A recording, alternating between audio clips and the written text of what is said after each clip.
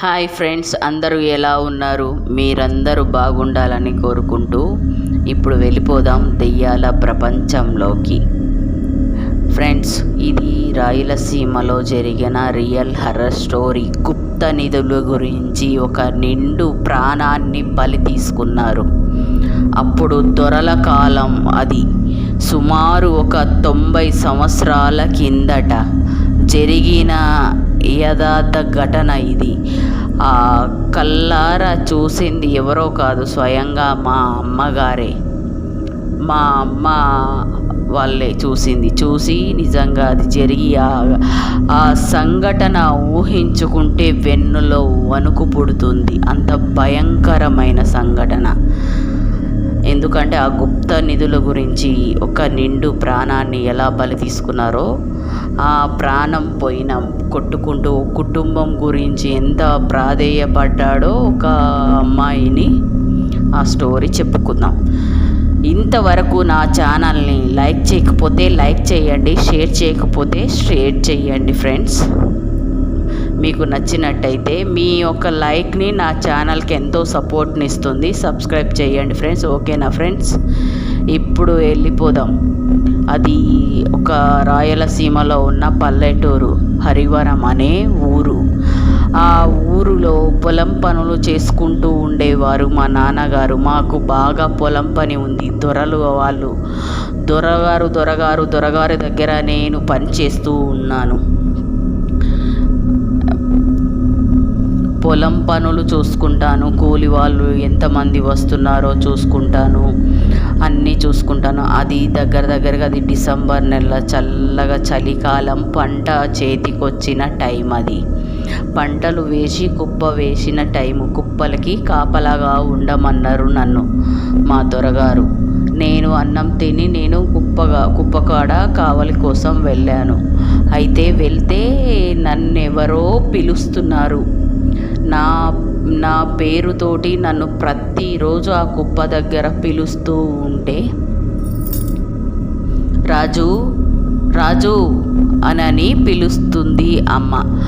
నాకు చాలా భయంగా ఉంది. వెన్నులో వణుకు పుడుతుంది ఆ మాట వింటుంటే. చాలా పదే పిలుస్తుంది. దెయ్యమేమోనని నాకు చాలా భయం వేసింది. కానీ అది దెయ్యం కాదు. ఆ దెయ్యం అని చెప్పేసని ఆ రోజు తెల్లవారిన తర్వాత మా దొరగారు దగ్గరికి వెళ్ళి, దొరగారు మనం పొలంలో కుప్ప వేసిన దగ్గర నన్నెవరో పిలుస్తున్నారు గురుగారు. దొరగారు నన్నెవరో పిలుస్తున్నారు. రాజు ఇలా రా, నేను ఇక్కడున్నా, నేను వస్తా, నన్ను తీసుకెళ్ళు అని చెప్పి నన్ను ఇలా ప్రతిరోజు పిలుస్తున్నారు దొరగారు. ఏం చెయ్యాలి నాకేమీ అర్థమైతలేదు. నాకు చాలా భయంగా ఉంది. మీరు అక్కడ కుప్పల దగ్గర కావలుగా పనుకోవడానికి.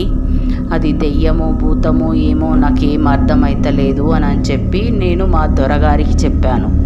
మా దొరగారు ఆలోచించి వెంటనే ఒక పక్కకే ఇంకొక పల్లెటూరులో ఒక ఆయన ఉన్నారు, మంత్రగాడు ఉన్నాడు. ఆ మంత్రగాడి దగ్గరికి వెళ్ళి విషయం తెలుసుకున్నారు. ఆ మంత్రగాడు అన్నాడు, అక్కడ ఎవరున్నారో ఏమో నేను తెలుసుకుంటానని ఆ పొలం దగ్గరికి ఆ రోజు రాత్రి అతనిని, రాజుని పంపకుండా, నువ్వు గుడ్డల సావిట్లోనే నువ్వు పనుకో, ఇవాళ మేము చూసుకుంటాము, ఇంకెవరినైనా పంపిస్తాను నేను పొలం దగ్గరికి అని చెప్పి ఈ దొరగారు ఆ మంత్రగాడు ఇద్దరు కలిసి ఆ పొలం దగ్గరికి వెళ్ళారు.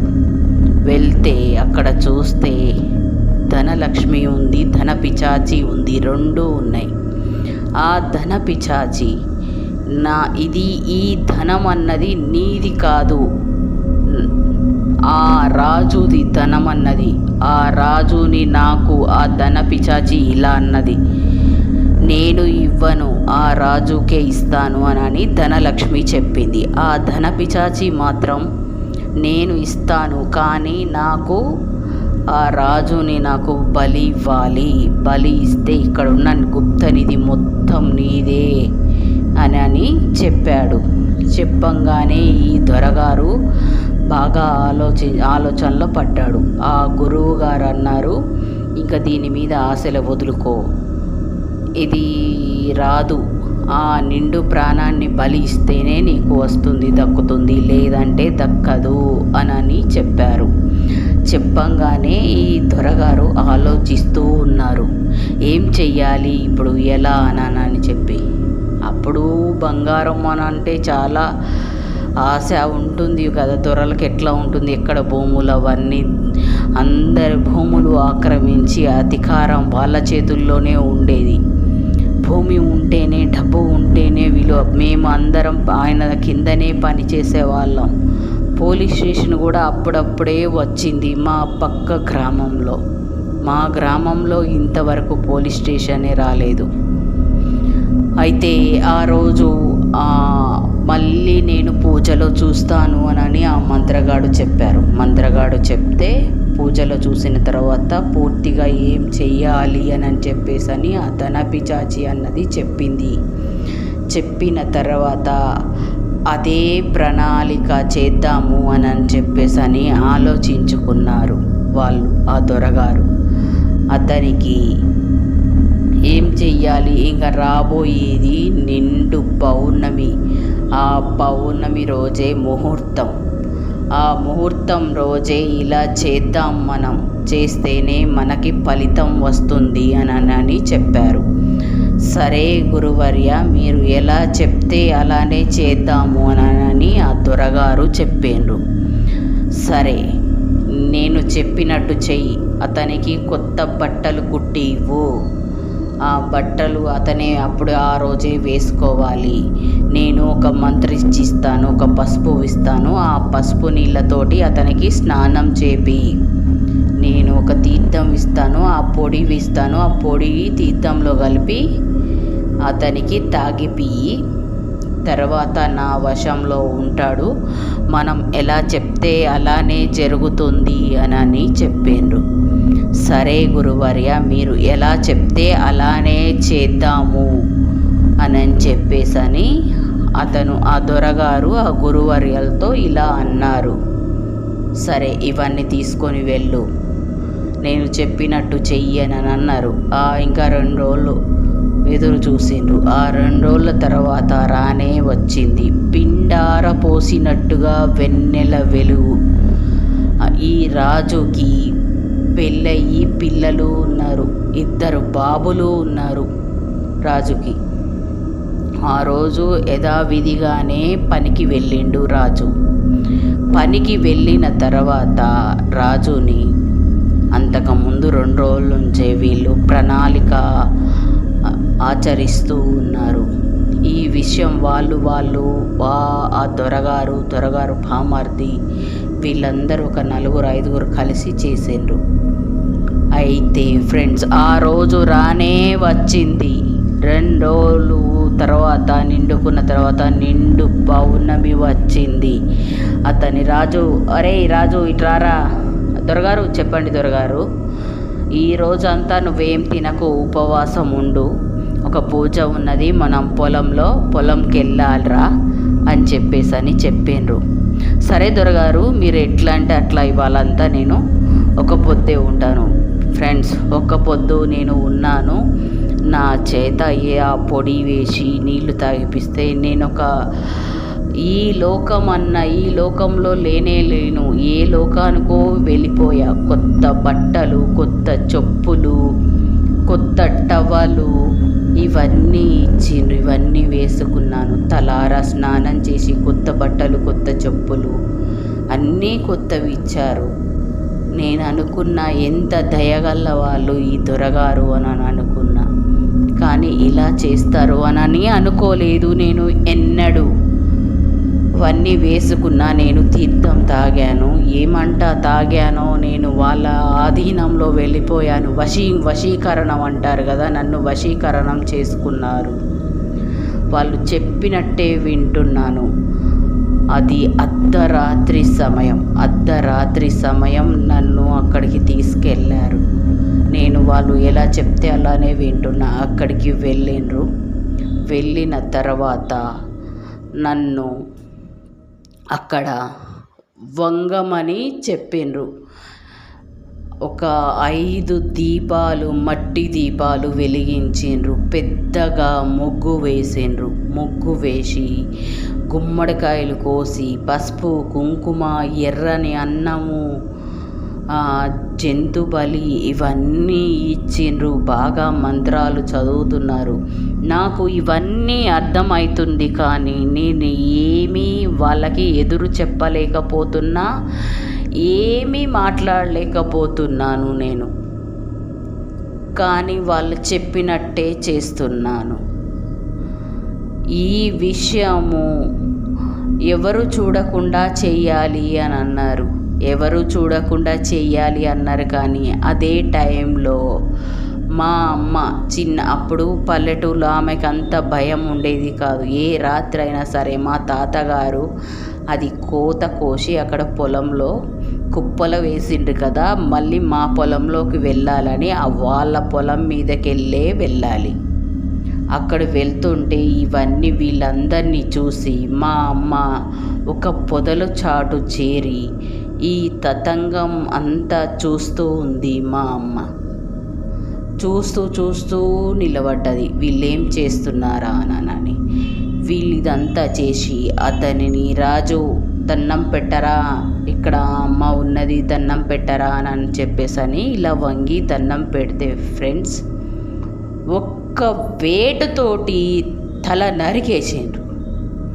రక్తం చిమ్ముకుంటూ ఆ దేహం ఒక్క వేటు తల తెగిన తర్వాత కింద పడాలి కదా, తల కింద పడలే.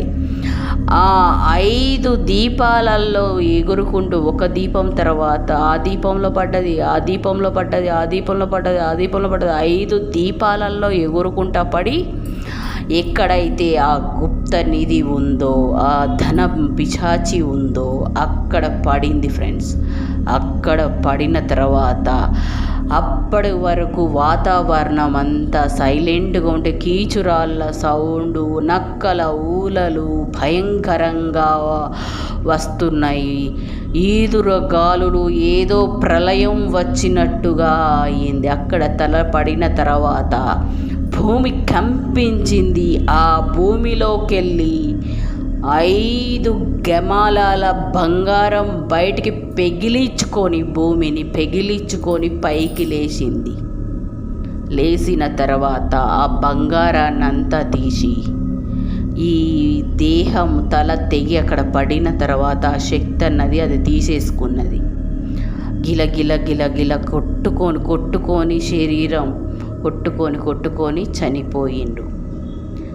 ఇది చూసిన మా అమ్మ అక్కడ ఒక్కసారిగా స్పృహ తప్పి పడిపోయింది. అది బంగారం అంతా తీసి ఎద్దుల బండిలో నింపి ఆ గమాలు పరిహారాలు అవన్నీ చేసి ఆ తల తెగి పడిన తల మొండెము అక్కడే ఏవైతే ఇవి గమాలాలు లేచినాయో ఆ బొందలోనే ఈ శరీరాన్ని, తలని వేసి పూడ్చిపెట్టేసి ఈ బంగారం అంతా తీసుకొని ఇంటికి వెళ్ళిపోయారు. ఎవ్వరూ చూడలేదు అని వాళ్ళు అనుకున్నారు. ఆ మంత్రగాడు కూడా వెళ్ళిపోయింది. ఇవన్నీ తీసుకెళ్ళండి, నేను శుద్ధి చెయ్యాలి, ఇంకా కొంచెం పని ఉంది. అక్కడ ఆ బొంద పైన పచ్చగా ఆవు పేడ తీసుకొని పచ్చగా అలుకు చల్లి పసుపు, కుంకుమ, బియ్యపిండి అంతా వేసి వాళ్ళ పరిహారాలు అవన్నీ చేసి ఈ బంగారాన్ని తీసుకొని దొరగారు అర్ధరాత్రి సమయంలోనే వచ్చిండ్రు. తీసుకొని వస్తుంటే అక్కడ రోదన ఏడుపు బాగా ఏడుపు వినిపిస్తుంది. వీళ్ళకి చెప్పిండ్రు, మీరు ఎట్టి పరిస్థితిలో తిరిగి చూడకుండా వెళ్ళిపోండి అని చెప్పేసానంటే అక్కడి నుంచి తిరిగి చూడకుండా వెళ్ళిపోయిండ్రు. అక్కడ రాజు ఆత్మగా నా దేహం నేను అని అనుకుంటా పర్షాన్ అయ్యి ఆ చుట్టూ తిరుగుతూ ఉన్నారు. మా అమ్మ స్పృహ తప్పి పడిపోయింది. కొద్దిసేపటికి అక్కడ స్పృహ వచ్చింది. స్పృహ వచ్చిన తర్వాత వెంటనే వెనక్కి వెళ్ళిపోయింది. మా తాతయ్య దగ్గరికి వెళ్దాము అని అనుకున్నది, అలాంటిది భయపడి వెనక్కి వెళ్ళిపోయింది. ఆ వెళ్ళంగా ఇది ఆత్మ అన్నది చూసింది, వెళ్ళిపోయింది. ఇంటికి వెళ్ళిపోయి తీవ్రమైన జ్వరం పొద్దున లేచిన తర్వాత మా తాతయ్య ఇంటికి వచ్చాడు. ఇంటికి వచ్చి, అమ్మ ఏమైందిరా ఇలా ఉన్నావు అని ఒళ్ళు ముట్టుకొని చూస్తే సలసల కాలిపోతుంది ఒళ్ళంతా. ఇంత జ్వరం వచ్చింది, ఏమైందమ్మా అంటే, చిన్నపిల్ల కదా చెప్తే నమ్ముతాడో లేదో మా నాన్నగారు అని ఒకటే ఆలోచిస్తుంది మా అమ్మ. చెప్పడం లేదు, ఏమనుకుంటారో ఏమో అని. అయితే ఆ రోజు ఎలాగలాగో ఇంత మందు వేసి జ్వరం కొంచెం తక్కువైన తర్వాత కొంచెం అన్నం తినిపించి పనుకోబెట్టిండ్రు. అది అర్ధరాత్రి సమయం. మళ్ళీ రెండో రోజు కూడా మా తాతగారు పొలంలోకి వెళ్ళిపోయిండ్రు. మా మామయ్య మా అమ్మ మాత్రమే ఇంట్లో పనుకుంటారు. మా మామయ్య నిద్రపోతూ ఉన్నాడు. సరిగ్గా అది అర్ధరాత్రి సమయం, 12 గంటల సమయంలో టకాటకానని డోర్ కొడుతూ ఉన్నారు. మా అమ్మ లేచింది పైకి. ఈ సమయంలో ఎవరు ఇలా కొడుతున్నారు? నాన్నగారు అయితే అవి పాత గడిలాగా ఉంటాయి కదా ఫ్రెండ్స్, ఇట్లా గొల్లాలు అలాంటివి ఉండవు. ఒక బయట నుంచి ఒక కట్టె పెట్టి ఇలా పైకంటే ఆ గొల్లెం అనేది వచ్చేస్తుంది. మా తాతయ్య అయితే అలానే మా నాన్నగారు అయితే అలానే తీసుకొని వచ్చేటోడు కదా. ఇలా డోర్ ఎందుకు కొడుతున్నాడు? సరే, అదేమన్నా గట్టిగా అయిపోయింది కావచ్చు, గొల్లెం అది వస్తలేదు కావచ్చు, ఏదైనా తుప్పు పట్టింది కావచ్చు అని బయటికి వచ్చి చూస్తే ఆ తలలేని మొండెం ఆత్మ అన్నది అక్కడ నిలబడ్డది ఫ్రెండ్స్. ఒక్కసారిగా మా అమ్మకి వెన్నులో వణుకు పుట్టింది. గజ గజ గజ గజ గజ వణికిపోతూ ఉంది. ఏం చెయ్యాలో అర్థమైతలేదు. చాలా అంటే చాలా భయపడుతుంది. అమ్మ వచ్చి, నువ్వు చెప్పు, నా కుటుంబానికి చెప్పు, నేను ఇక్కడ ఉన్నాను అని ఆ రోజు దొరగారు దగ్గరికి వెళ్ళి వాళ్ళ భార్య పిల్లలు, దొరగారు ఇక్కడికే వచ్చిండు, పొద్దున రాత్రంతా ఇక్కడే ఉంటాను అని చెప్పిండు. నా భర్త ఏడి, ఇంతవరకు ఇంటికే రాలేదు అంటే, వచ్చిండు నాకు ఇంటికి వెళ్తున్నాను అని చెప్పిండు, మాకు తెలియదు అని చెప్పిండ్రు వాళ్ళు ఏడ్చుకుంటూ ఇంటికి వెళ్ళిపోయిండ్రు, ఏం మాట్లాడలేకపోయిండ్రు. ఈ ఆత్మ ఈ అమ్మాయి దగ్గరికి వచ్చి, నువ్వు వచ్చి చెప్పుదురా, విషయం మొత్తం చెప్పు, నా భార్య పిల్లలకి న్యాయం చెయ్యి అని చెప్పేశానని అడుగుతూ ఉన్నారు. మా అమ్మ దాన్ని చూస్తూ నరాలు బిగుసుకుపోయి రక్తం గడ్డగట్టినట్టుగా ఈ పెద్దగా కీకబెట్టి కళ్ళు తిరిగి పడిపోయింది. మా మామయ్య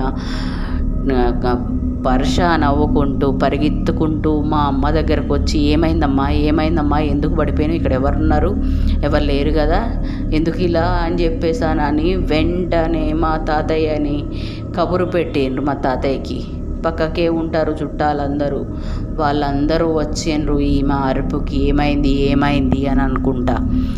అప్పటికి మా అమ్మ చలి జ్వరంతో చాలా అంటే చాలా సీరియస్ అయిపోయింది. ఆర్ఎంబి డాక్టర్ని ఇంటికి పిలిపించి చూపెట్టిండ్రు. చూపెడితే ఏదో దేన్నో చూసి భయపడ్డట్టున్నది, అందుకే ఇలా చలి జ్వరం వచ్చింది కావచ్చు అని చుట్టుపక్కల వాళ్ళు కూడా అంటున్నారు. వాళ్ళకి అప్పటికి ఇట్లాంటి విషయాలన్నీ చాలా వాళ్ళకి ఇవన్నీ అర్థమవుతాయి అప్పటికి. కానీ మా అమ్మకు ఒక్కదానికి మాత్రమే తెలుసు, ఇలాంటివన్నీ మా అమ్మకి క్లుప్తంగా కనబడతాయి ఆత్మలు. ఎందుకంటే ఆమె దైవ సంబూతురాలు, ఎందుకంటే దైవ భక్తురాలు. ఆమెకి దివ్య దృష్టి అనేది ఉంది. చిన్నప్పటి నుంచి ఆమెకి తెలియదు, ఏ దేవుడైనా కనబడతాడు, ఏ దెయ్యమైనా కనబడుతుంది, ప్రతి ఒక్కటి తెలుసు ఆమెకి. అంత చిన్నదే కదా, కానీ అర్థం కాదు, కనబడుతుంది. వీళ్ళేందో మనలాంటి మనుషులే కదా అని భ్రమలో ఉంటుంది. చిన్నపిల్ల కదా, చెప్తే మా తాతగారు ఎక్కువ నమ్మకపోయేవారు. అక్కడ చూడాలి అని చెప్పేశానని. సరే ఎవరి పాటికి వాళ్ళు అందరూ వెళ్ళిపోయిండ్రు. పనుకుందామంటే మా అమ్మకి చాలా భయంగా ఉంది. మా మామయ్య వచ్చి నువ్వు పనుకోమ్మా, నేను కూడా ఇక్కడే ఉంటాను నీకు తోడుగా అని చెప్పి కూర్చున్నాడు. మా తాతయ్య కూడా పక్కకే కూర్చున్నారు. వాళ్ళు అలానే కూర్చొని నిద్రపోయిండ్రు. తెల్లారింది. తెల్లారిన తర్వాత యథావిధిగా మా అమ్మగారు ఆటల్లో పడిపోయింది. అప్పుడు స్కూల్ లేవు ఫ్రెండ్స్, స్కూల్ లేవు, చదువు లేదు, ఏమీ లేదు. ఈ ఆడుకునుడు, ఫ్రెండ్స్, పొలాలు చూసుకునుడు ఇవే ఉండేది ఎక్కువ.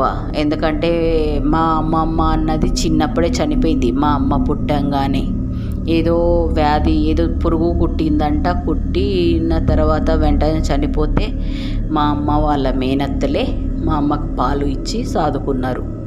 వీళ్ళందరూ పరిశాన్ అవుతుండ్రు. వీళ్ళందరూ మేనమామలు, మేనత్తలు, వాళ్ళ నానమ్మ అందరూ పరిశాన్ అవుతుండ్రు. వాళ్ళ అమ్మమ్మ వాళ్ళందరూ పరిశాన్ అవుతాండ్రు. ఏమైందో నా బిడ్డకి ఇంత పరిశాన్ అవుతుంది, తల్లి లేదు చూసుకోవడానికి, ఇంత ఘోరంగా జ్వరం వచ్చింది, ఏమవుతుందో ఏమో పిల్లకి అని బాగా పరిశాన్ అవుతూ ఉన్నారు. ఆలోచనలో పడ్డారు.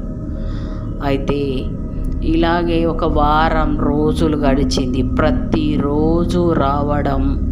అది ఇక ఎలా అంటే ముందు ఏమో మామూలు రూపంలో వచ్చి ఇలా లక్ష్మి లే అమ్మా, లక్ష్మి లే అనని, అన్న ఏమైంది నువ్వు ఇలా వచ్చినావు, కూర్చో అని చెప్పేసి అని ఈమె కూడా దాని డ్యాన్స్లోకి వెళ్ళిపోవుడు. చెప్పన్నా లక్ష్మి, నన్ను ఎలా దొరగారు ఎలా చంపారో ఏం చేశారో నువ్వు వచ్చి చెప్పమ్మా అనని ఆ రక్తం మొత్తం మెడ నుంచి లొడలొడ కారిపోతుంది. తల తెగి పక్కకు పడేసరికి ఆ దృశ్యం చూసిన మా అమ్మకి వెన్నులో వణుకు పుడుతూ గజ గజ గజ గజ వణుకుతూ పెద్దగా అరిచి నరాలన్నీ తెగిపోయేలాగా అయింది. ఇది నన్ను వదిలిపెట్టేటట్టుగా లేదు అని చెప్పేశానని సీరియస్గా, ఇలా కాదు ఎలాగైనా చెప్పాలి అని మా తాతగారితోటి ఈ విషయం మాట్లాడాలని అనుకుంది. ఆ రోజు అలానే స్పృహ తప్పి పడిపోయిన తర్వాత తెల్లారి లేచి దీని బాధ నుంచి పూర్తిగా విముక్తి కావాలి అంటే నేను నిజం చెప్పాలి మా నాన్నగారికి అని ఆ రోజు పొద్దున్నే నాన్నగారు ఇలా జరిగింది. రాజు అన్న ఉన్నాడు కదా, ఆ రాజు మామయ్య ఉన్నాడు కదా, మామయ్య నన్ను అక్కడ వాళ్ళు దొరగారు వాళ్ళు తల నరికేసి అక్కడ నుంచి ఇలా తలలో 5 దీపాలలో ఆ తల ఎగురుకుంటూ పడి కింద పడిపోయింది. కింద పడ్డ తర్వాత 5 గమాలాల బంగారం వచ్చింది. నాన్నగారు ఆ బంగారం మొత్తం తీసుకొని బండిలో వేసుకొని ఈ మామయ్యని అందులో వేసేసిండ్రు. ఆ తలని మొండాన్ని అందులో వేసి పాతి పెట్టాను. నేను అప్పుడు పొలానికి వస్తున్నా మీ దగ్గరికి, వచ్చేటప్పుడే ఇదంతా జరిగింది నాన్నగారు. ఈ విషయాన్ని నేను ఎవరికీ చెప్పడం లేదని చెప్పేసి ప్రతిరోజు రాజు మామ వచ్చి రోజు కనపడి చెప్పమ్మా అని ఆ తల లేకుండా నన్ను బాగా భయపడుతున్నాడు. నన్ను చంపేస్తా అంటున్నాడు. లేదంటే చెప్పకపోతే నన్ను కూడా నాతో పాటు తీసుకెళ్తా అని అంటాడు. ఏం చేయాలో నాకేం అర్థమవుతలేదు నాన్నగారు, ఏం చేయమంటావు అని చెప్పేసానంటే ఇలా కాదు అని చెప్పి మా తాతయ్య మంచిగా ఆలోచించి పట్టణానికి వెళ్ళి పోలీస్ కంప్లైంట్ ఇచ్చిండ్రు ఫ్రెండ్స్. ఇచ్చిన తర్వాత పోలీస్ కంప్లైంట్ ఇవ్వలేదు ఫ్రెండ్స్. వాళ్ళు ఫస్ట్ వాళ్ళ కుటుంబానికి మెల్లగా వెళ్ళి చెప్పింది, ఇలా చేసిండ్రు వదిన, ఇలా చేసిండ్రు, మీరు మీ భర్తని ఇలా తల నరికి చంపేసినప్పుడు చిన్నపిల్ల, వాళ్ళ పిల్లలు కూడా సేమ్ మా అమ్మ ఏజ్ వాళ్ళే, ఇలా చేసిండ్రు మా అమ్మని, మీరు ఒకసారి అక్కడ వెళ్ళి చూసుకోండి అని చెప్పేసి నా ఎమ్మడ పడతాడు చెప్పమని అని నేను అందుకే మీకు చెప్తున్నాను అని అన్నారు. అప్పుడు పోలీస్ వాళ్ళు వచ్చిండ్రు ఫ్రెండ్స్. పోలీసు వాళ్ళు వచ్చి అంతా వీళ్ళ భార్య పిల్లలు వెళ్ళి పోలీస్ కంప్లైంట్ ఇస్తే దొరగారి మీద ఇలా జరిగింది అని పోలీస్ వాళ్ళు వచ్చి అక్కడ ఏడి అని చెప్పేసి అని అడిగితే ఏమో మాకు తెలియదు, ఎటు పోయిండో ఏమో అని అన్నారు. వాళ్ళను కూడా పోలీసు వాళ్ళను కూడా డబ్బుతోటి కొనాలని చూసిండ్రు. కానీ వీళ్ళు స్ట్రాంగ్గా ఊరంతా వాళ్ళు నిలబడేసరికి సపోర్టుగా అక్కడ ఎక్కడ అయితే ఈ బంగారం వెళ్ళిందో ఆ బంగారం దగ్గరకి వెళ్ళి మొత్తం తవ్విండ్రు ఫ్రెండ్స్. తవ్వి ఆ బంగారం దగ్గర తవ్వితే తలలేని మొండెం వచ్చింది. తీసుకెళ్ళి పోస్ట్మార్టం చేసి ఆ తలని అతికించి దహన సంస్కారాలు చేసిండ్రు ఫ్రెండ్స్. చేసిన తర్వాత వాళ్ళ భార్య గుండె పగిలేలా ఏడ్చింది. పిల్లలు గుండెలు పగిలేలాగా రోదించిండ్రు. ఊరంతా బాగా రోదించిండ్రు. ఇంత పనివాడిని ఇలా చేస్తారా? మిమ్మల్ని నమ్ముకొని పని చేసుకునే ఒక పనివాడిని ఇంత ఘోరంగా ఇంత కిరాతకంగా మీరు ఇలా చంపుతారా అని చెప్పేసని ఊరంతా చీచీ అని అన్నారు. వాళ్ళకేంది, వాళ్ళు దొరలు అంటే పుష్కలంగా పైసలు బంగారం అన్నీ ఉన్నాయి వాళ్ళ దగ్గర. చట్టాన్ని కొనే అన్ని పైసలు వాళ్ళ దగ్గర ఉన్నాయి. వాళ్ళకి ఎంతో కొంత బంగారం ఇచ్చి ఆ పోలీసు వాళ్ళ నోరు మొయ్యించారు. వాళ్ళు వీళ్ళ కుటుంబాన్ని పిలిచి ఒక గమేళ అంత బంగారం. గమేళ అంటే అప్పుడు పాతకాలంలో నీళ్లు పట్టుకునే ఫ్రెండ్స్ ఇంత ఎత్తు ఉంటాయి. ఒక మనిషి అడుగు అంత ఎత్తుంటాయి. ఒక మనిషి ఎత్తు అంత అడుగు ఉంటాయి. ఒక్క గమేళ బంగారం మొత్తం ఇచ్చిండ్రు. ఇస్తే ఆ మామయ్య చూస్తూనే శూన్యంలో కలిసిపోయిండ్రు. వాళ్ళని చూసుకుంటూ శూన్యంలో కలిసిపోయిండు. అప్పటి నుంచి నాకు వెంటనే ఒక్క క్షణంలో ఇలా తీసేసినట్టుగా నా జ్వరం మొత్తం తగ్గిపోయింది. ఇది ఎవరికి అంటే నేను చెప్పాను, నేను చేశాను అని ఎవ్వరికీ తెలియలేదు. అతని భార్య వచ్చి వాళ్ళ పిల్లల్ని తీసుకొని వచ్చి మా తాతయ్య కాళ్ళ మీద పడి చాలా కృతజ్ఞత చెప్పుకున్నారు. మా తాతయ్య కూడా కొంచెం బంగారం ఇవ్వడానికి చూస్తే మా తాతయ్య తీసుకోలేదు. నాకొద్దమ్మా, నువ్వే తీసుకో, నీ భర్తనే అన్యాయంగా వాళ్ళు చంపేసిండ్రు, నువ్వే ఉంచుకో, నీ భర్త నీకు ఇది చెందాలి అని చెప్పేసని చాలా అంటే చాలా బాధపడుకుంటూ నా బిడ్డను కూడా చాలా బతిమిలాడిండు. అందుకే ఇంత సాహసం చేసి వాళ్ళ నుంచి మాకు ఏమొస్తుందో ఏమంటారో అని కూడా ఆలోచించకుండా నీకు చెప్పాము అని మా తాతయ్య మాట్లాడిండ్రు. అమ్మాయి తీసుకొని వచ్చి అత్త, అరే ఈ రోజు నుంచి అక్క ఎప్పుడు ఉన్నా ఎక్కడ ఉన్నా మీరు అక్కని చాలా మంచిగా చూసుకోవాలి. అక్కని ఈ రోజు నుంచి నా బిడ్డలాగా చూసుకుంటానని నాకు కొత్త బట్టలు కొనించి నన్ను ఆ రోజు నుంచి చాలా అంటే చాలా ప్రేమగా చూసుకుంటున్నారు. ఇలా జరిగింది ఫ్రెండ్స్. ఆ ఆత్మరోదన, నా కుటుంబానికి అన్యాయం జరిగిందని ఆ రక్త పిశాచి దాహం తీర్చడానికి ఒక నిండు ప్రాణాన్ని తీసిండ్రు వాళ్ళు ఆ బంగారం కోసం. ఇది ఆ ఆత్మఘోష నాకు అంతగానం ఘోషించి ఆ పిల్ల ఎమ్మడి పడి ఆ కుటుంబానికి న్యాయం చేసుకున్నారు. ఇలాంటి అక్కడ ఎక్కువ జరుగుతాయి ఫ్రెండ్స్. మా అమ్మ దైవ సంబోధరాలు అని చెప్పాను కదా, దివ్య దృష్టి ఉంది మా అమ్మకి. ఆమెకి అన్నీ కనబడతాయి. ఇంకా చాలా చాలా రియల్ స్టోరీస్ ఉన్నాయి ఫ్రెండ్స్.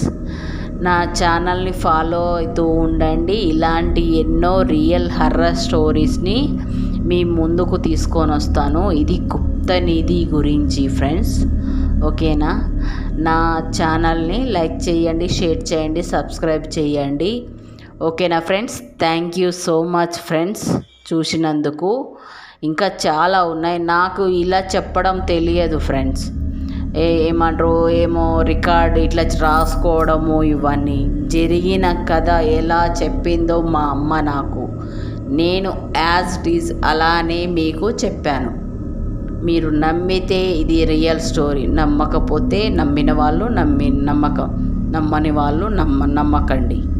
ఓకేనా friends? Thank you so much friends.